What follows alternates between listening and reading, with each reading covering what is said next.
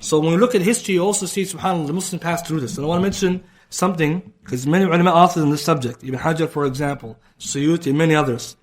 It's mentioned by one of the ulama in the year, his name is Shihabuddin Ahmed bin Yahya bin Abi Hajra. He mentioned the year 449 Hijri, that there was a ta'un that covered the entire earth. And he says in this situation, it was nothing like it. People were getting sick. And he said even in Mecca it entered. And many people, they died in there. And he also then mentions that when this occurred, it was killing even the animals, the birds and the wuhush, the wild animals and the gazelles and the dogs and the cats.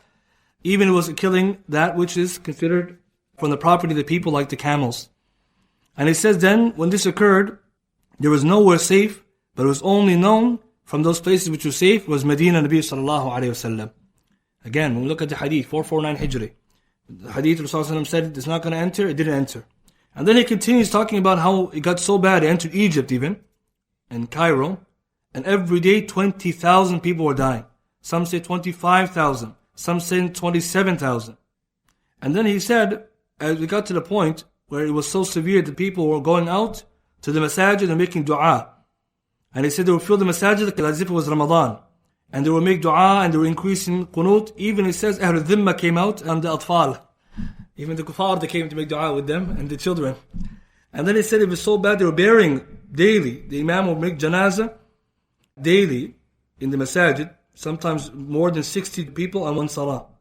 And he said the khatibs were doing qunut and the salawat and dua and continuing like this until he said at one moment people were in dire situation making dua to Allah subhanahu wa ta'ala the same way they would do in Ramadan.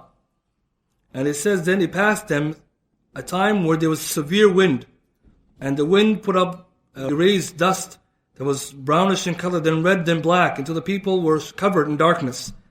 And 3 hours of darkness till they thought it was going to end, but still continued until finally it left. And these situations, when you read them, you can't believe that. Right? How the Muslims, they lived through these. And this is one of the many they mention in history.